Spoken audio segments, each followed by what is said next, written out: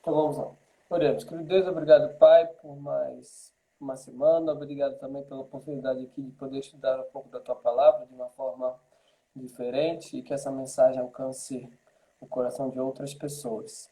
Que o Senhor possa ser agora com a Isabela, que vai trazer a mensagem, e que o Senhor enche ela do Espírito Santo e nós também que estaremos aqui desfrutando desse momento.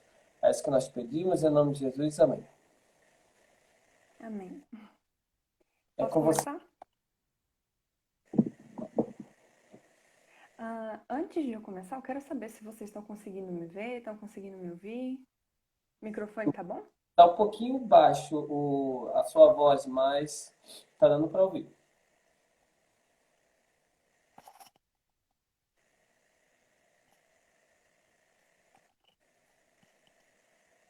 Pior que eu não sei mexer nisso aqui.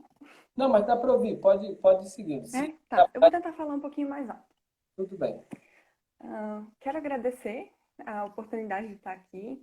Quero agradecer a todo mundo que está aqui, né? O Henrique, Rodrigo, Rafael, Neidsonei, todas as pessoas. Elisama também, se alguém eu não vi que entrou ali. Bom dia. Como o Renatinho já falou, a gente vai estar falando sobre o capítulo 47 hoje, que fala sobre quando o povo de Israel foi enganado. E quando eu preparei um materialzinho para vocês, eu identifiquei umas duas finalidades naquilo que eu queria falar. E antes de eu começar a dizer sobre o capítulo, eu quero falar para vocês quais são essas finalidades. A primeira, eu dei o título para o meu materialzinho de uma análise redonda. Tem um estudioso brasileiro, o nome dele é Raimundo Fauro. Ele observou, quando ele estava estudando historicidade, ele disse que a história se repetia. Mesmo que as situações não fossem as mesmas, estruturalmente elas se repetem na sociedade. Então é como se fosse vinho novo em odre velho. E Sim. por causa desse ciclo, ele chamou de análise redonda. E eu observei isso exatamente nessa história, porque aquilo que o povo de Israel passou nesse momento, ele já tinha passado antes, ele passou no futuro e a gente ainda continua passando hoje. Então, essa é a minha primeira finalidade, mostrar esse ciclo de eventos. Sem falar que toda a história remete a gente à redenção, né? E a gente vai ver isso no finalzinho do capítulo. Minha segunda finalidade, e algo que eu acho muito bonito na Bíblia, é mostrar que existe uma linha de coerência. Então, desde Gênesis a Apocalipse, a gente vê que existe essa coerência. Que bom que você conhece ele, Romeu. Ele é bom mesmo, os donos do poder, maravilhoso. Ele é ótimo. E a gente vê essa linearidade na Bíblia. Então, eu queria ter esses dois focos, o ciclo e a linha de coerência. Antes de eu começar a falar, então, eu vou dar uma contextualizada, né? O povo de Israel estava em Siquém. Eu vou olhar para o meu material de vez em quando, tá? Senão eu me perco. Até também para não falar mais do que eu devo. Eu vou tentar respeitar ali os 30 minutos, para não. Fica tranquilo.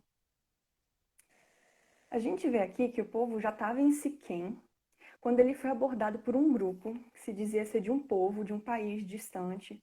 E esse povo virou e falou assim: olha só, para comprovar que a gente é de uma terra distante, olha o nosso pão que já está seco, as nossas sandálias e as nossas roupas que estão gastas.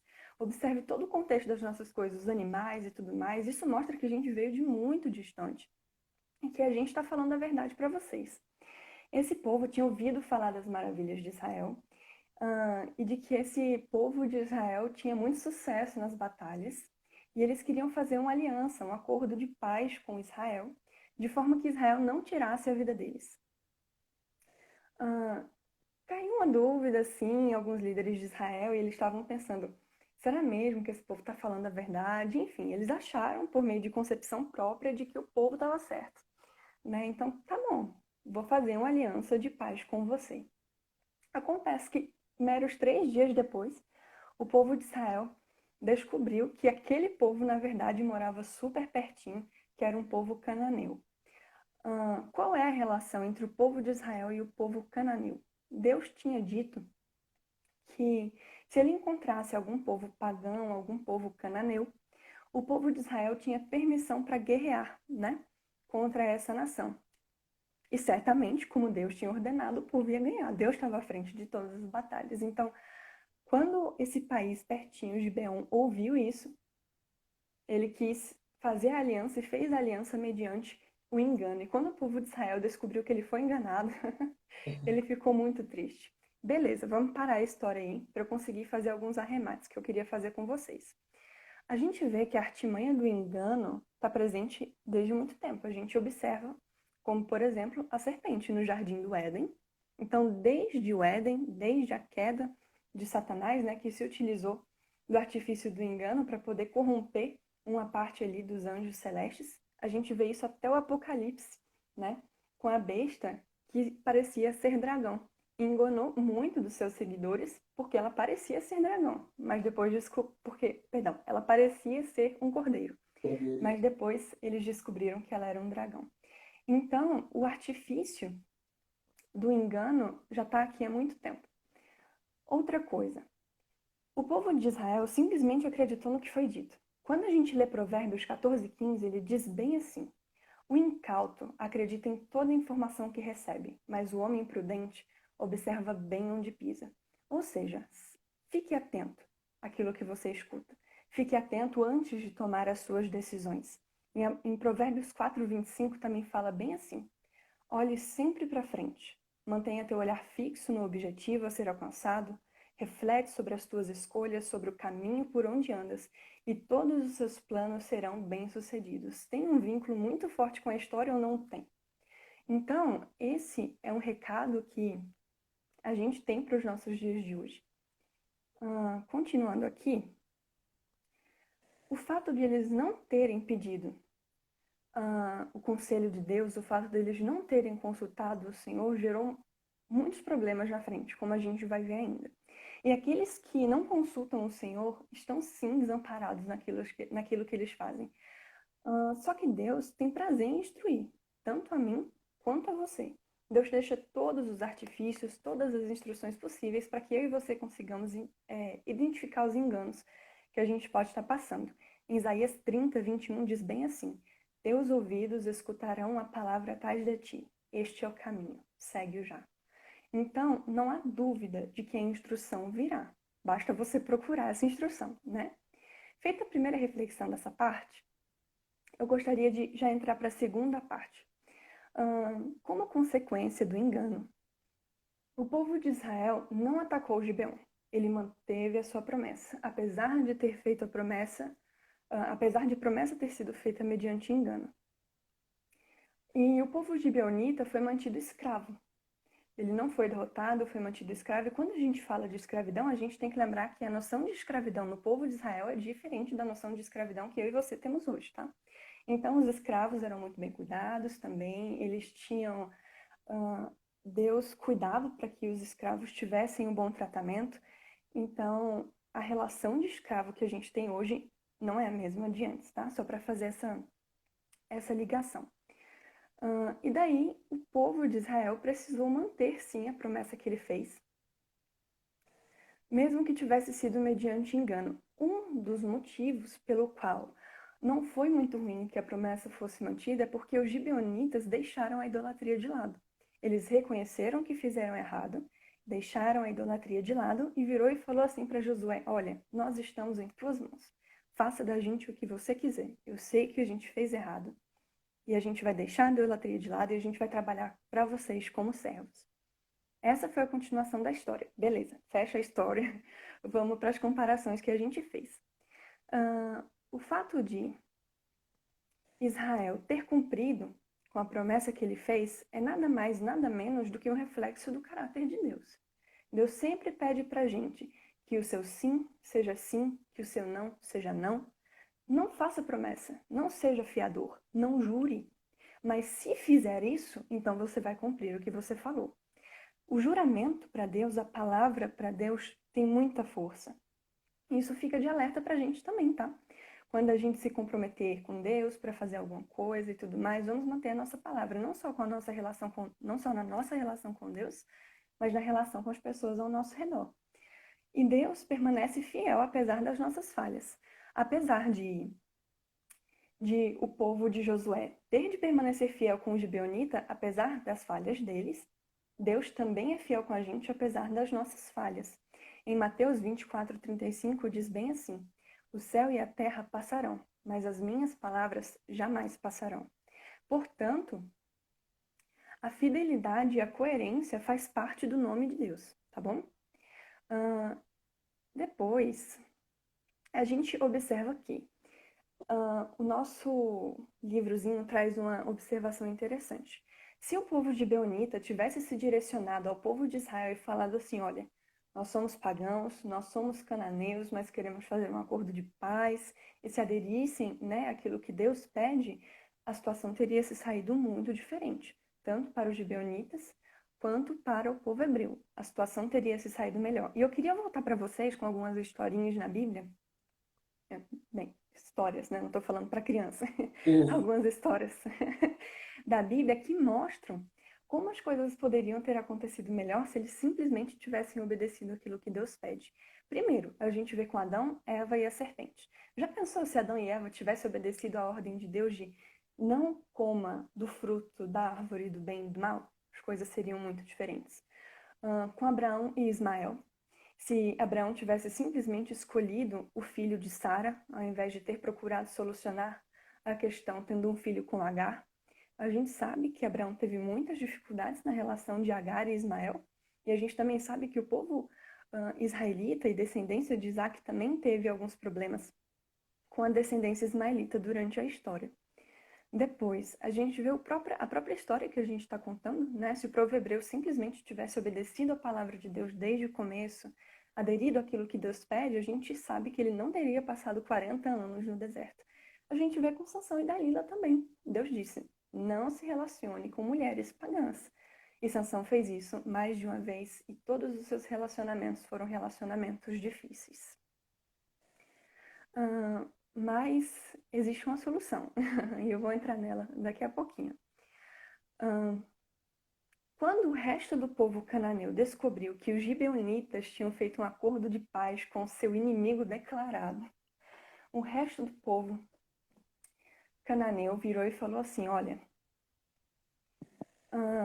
eu não quero participar desse acordo de paz, eu não quero estar à mercê do povo de Israel, porque a gente sabe as maravilhas que o povo de Israel tem feito nas batalhas.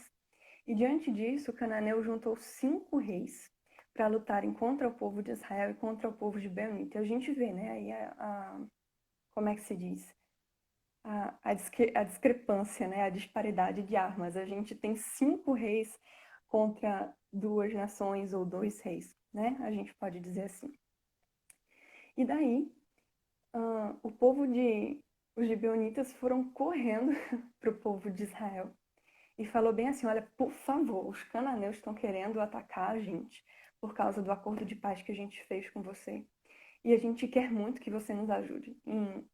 Aqui na passagem diz bem assim, né? De que Gilgal virou e falou assim, não abandone os seus servos, venha depressa e salva-nos. Ajude-nos, pois todos os reis amorreus que vivem nas montanhas se uniram contra nós. E a gente pode ver a situação, infelizmente, aí de desespero que o povo estava passando. E o que o povo de Josué fez? O povo de Josué levou a salvação. E é interessante a gente pensar nesse povo, nessa noção paralela. Da mesma forma que Josué levou a salvação imediata para aquele povo lá, que apesar de ter agido com engano, ele levou a salvação para aquele povo, Deus também traz a salvação para a gente, apesar de nós muitas vezes falharmos.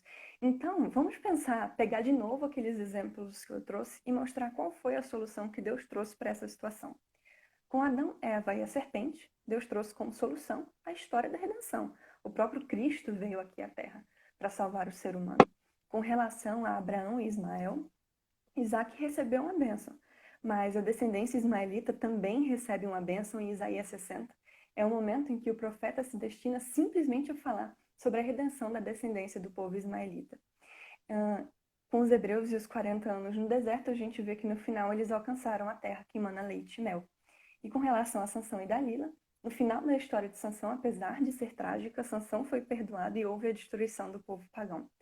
Então a gente observa que mesmo havendo a falha do ser humano, existe o processo redentor de Deus.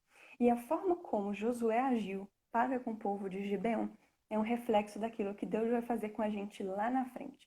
Então, observando de novo a forma como a história é cíclica, a forma como Deus mostra desde o começo como as coisas vão acontecer e como a gente continua caindo dentro dos mesmos enganos. Agora, vamos lá. Para o processo de salvação do povo. Vou beber um pouquinho de água aqui rapidinho. Tudo bem. Quem está chegando agora, nós estamos aí no capítulo 47 do livro Os Escolhidos. Pode continuar, sem problema. Ah, beleza. Então tá bom. Rapidinho, só para ter certeza aqui de que eu parei no lugar certo. Combinado. Diante dessa situação, o que Josué fez? Entregou o caso nas mãos de Deus e Deus respondeu a eles e disse bem assim: não tenha medo desses reis. Eu os entregarei nas suas mãos e nenhum deles conseguirá resistir a vocês.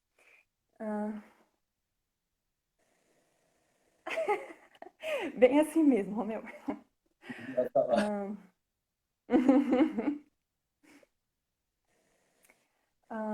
Então, Deus virou e falou assim: conte comigo. Você pode contar comigo para ajudar o povo, você pode contar comigo para lutar ao seu lado. E logo no início, os outros 5 reis cananeus que estavam contra Israel e Gibeon já começaram sendo derrotados. Só que Josué, antes de eu entrar nessa parte da derrota do povo cananeu foi porque Deus enviou uma chuva de granizo que assustou esse povo e que machucou muito esse povo também. Esse povo já começou a ter ainda mais, Aquecer. né, um pé atrás. Exatamente, começou a aquecer já para aquilo que Deus ia fazer com eles. Mas diante daquela situação, mesmo que a guerra tenha ali momentaneamente parado, Josué percebeu que se eles não continuassem lutando até o final do dia, os cananeus voltariam a atacar o povo hebreu. E daí, Josué fez um pedido para Deus, que é um dos pedidos assim mais bonitos a gente vê. Isso onde... Ai, meu Deus, eu me perdi. Peraí.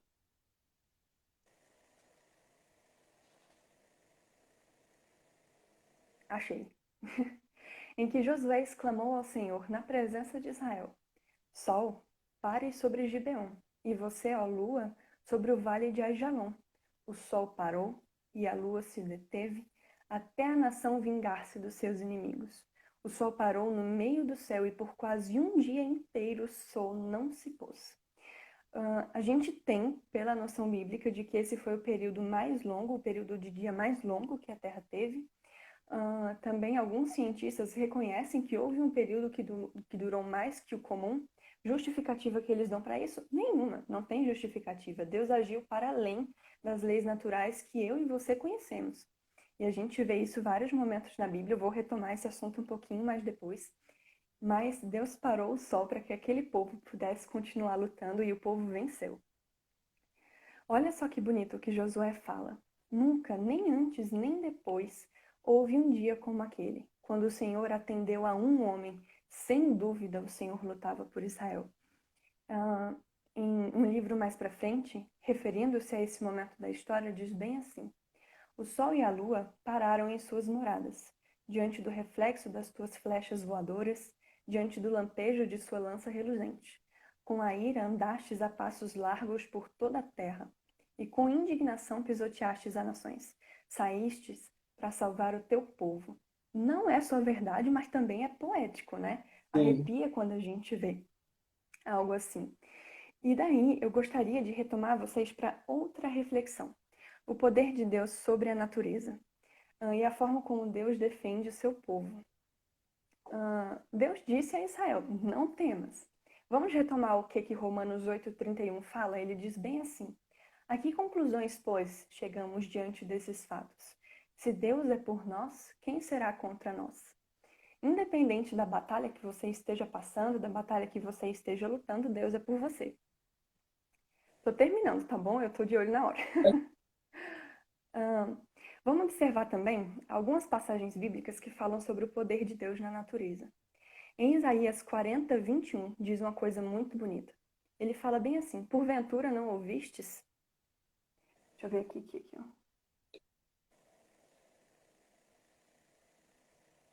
Exatamente, né? Isaías 40, 21 diz bem assim: Porventura não ouvistes, não vos foi dito isso desde o princípio? Não entendestes desde a fundação da terra? Ele é o que está assentado em seu trono, acima da cúpula da terra, cujos habitantes são para ele como gafanhotos. Ele é o que estende os céus como cortina e desenrola como tenda a terra para nela morar. Se você ainda não entendeu o poder de Deus sobre a natureza e o que ele pode fazer por você com isso, vamos continuar um pouquinho. Uhum. Outros momentos. A criação da terra em 6 dias, as 10 pragas no Egito e a divisão do Mar Vermelho em dois, o povo atravessou um mar, do início até o fim em terra seca. E o próprio Cristo, com as suas próprias palavras, acalmou a tempestade. Em Mateus 4,39 diz bem assim: Então Jesus se levantou, repreendeu o vento e ordenou ao mar: Aquieta-te, silencia-te. E logo o vento serenou e houve completa bonança.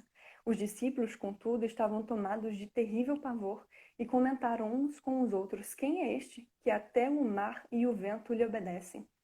A gente sabe quem é esse, né? E como ele tem atuado na vida do povo de Israel. Outra coisa que o texto traz para a gente, o texto dos escolhidos, é o seguinte: de que o segredo do sucesso é a união do poder divino com o esforço humano. Então a gente sabe que temos de também fazer a nossa parte. Depois de feita a nossa parte, podemos esperar com certeza pela parte de Deus, porque Ele é fiel para cumprir. Gostaria de voltar lá em Provérbios capítulo 2, que ele fala como a sabedoria é importante para a vida do ser humano. E lá fala como você alcança a sabedoria. Eu gostaria de chamar a atenção para vocês para os verbos que Provérbios utiliza. Logo, o início do Provérbios começa assim: se aceitares, se continuares, se considerares, se inclinares o seu coração, se clamares, se buscardes, se você tomar essa atitude, então compreenderás e acharás. Acharás essa sabedoria que você tanto procura e que faltou ao povo de Israel no começo. A gente vê que Israel modificou a sua ação. Quando Gibeon foi procurar por ele, ele procurou a Deus, ele orou para Deus, e aí sim, né, ele procurou pela sabedoria. E em seguida, o Provérbios fala: Deus reserva a plena sabedoria para os justos, como um escudo para quem procura viver com integridade. E a gente consegue ver a relação com o povo de Israel. Eles precisavam desse escudo. Em primeiro momento, eles sentiram a falta desse escudo, e depois eles foram lá e recuperaram o escudo que é a sabedoria na vida de uma pessoa. E a E gente vê por fim, homem também, né? Não é só Deus. Então, assim como você leu aqui que o poder divino, o esforço humano, na Bíblia a gente tem vários relatos que mostram, né, que não é somente Deus que age. O homem necessita, como você falou agora em Provérbios, também se dispor a fazer algo. exatamente. Se você não tiver mais um comentário, eu vou para a última e final parte do que Pode a gente tem que falar. sem problema. Beleza. Que foi a forma como o povo hebreu e o povo de Gibeon recebeu a salvação. Quero fazer 2 links. De que a salvação é tanto para os hebreus, para os judeus, para o povo de Deus, para o povo de Israel, quanto para os gentios, quanto para aqueles que antes estavam em uma prática pagã. A gente observa que Deus possui artifícios que levam a redenção para essas pessoas. Por exemplo, lá com as 10 pragas no Egito, quando houve a última praga, se o Egito também cumprisse o mesmo, entre aspas, ritual que o povo hebreu estava cumprindo, a 10ª praga não chegaria sobre a casa deles. A gente vê em outros momentos que se uma nação pagã, ou até mesmo um escravo que fosse pagão, decidisse adentrar, né, aquilo que Deus pedia, então ele também seria salvo, da mesma forma que Gibeon foi salvo. Tá? Então eu quero fazer essa primeira observação. A salvação é para todos, não apenas para o povo de Deus. Aquele povo que a gente está estudando, ou aquele povo que refletiria... Peraí, qual é o verbo? Aquele povo que seria, assim, a descendência, né? Direta, ou a descendência mundana daquele povo. Ou seja, só os filhos e filhos e filhos. Não. É para todo mundo. E a gente observa que, no momento da derrota do povo cananeu, isso é um prenúncio, isso é uma profecia para a derrota que Deus fará cair sobre o povo pagão no fim dos tempos, sobre aqueles povos que se opuserem aos seus filhos, aos filhos de Deus, sobre os povos que não aceitam aquilo que Deus pede. Em João vira e fala assim: uma voz que vinha do trono vai anunciar: está feito. E quando Deus falar: está feito, e a sétima trombeta tocar, que a gente vê em Apocalipse, virá o juízo de Deus final sobre essa terra. Tá bom? Então, eu findo aqui aquilo que eu queria falar, eu espero ter conseguido ser pontual. E eu acho que eu consegui mostrar para vocês, né, aquelas minhas duas finalidades, a forma como as coisas se repetem, o ciclo das coisas e também que a Bíblia inteira é coerente, o que mais uma vez comprova que ela foi inspirada por Deus. Acredito que é a maior lição para nós hoje em dia, né? Porque nós, às vezes, não só nós, mas outras pessoas, né, acham que a Bíblia, em alguns momentos, está sendo fora, fora do nosso tempo.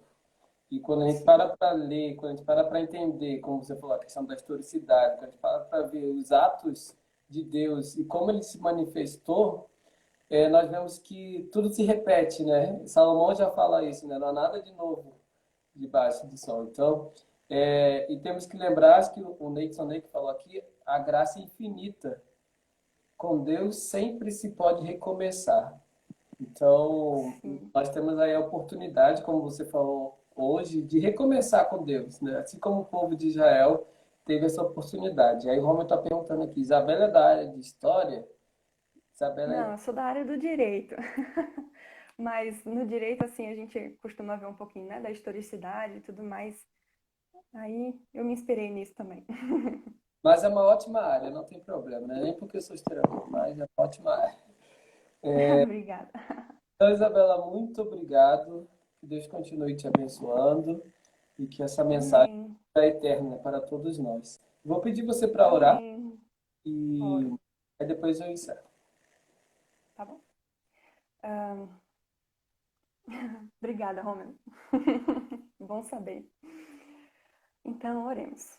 Pai querido que estás nos céus, muitíssimo obrigado porque podemos começar esse dia aprendendo mais sobre o Senhor, estudando sobre a sua longanimidade, a sua misericórdia e o seu poder redentor sobre nós.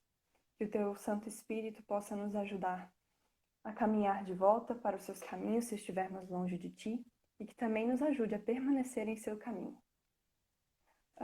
Peço que abençoe a cada um nas atividades que for fazer e que possamos sempre ter a Bíblia e os seus ensinamentos como direção e como guia para o nosso dia a dia.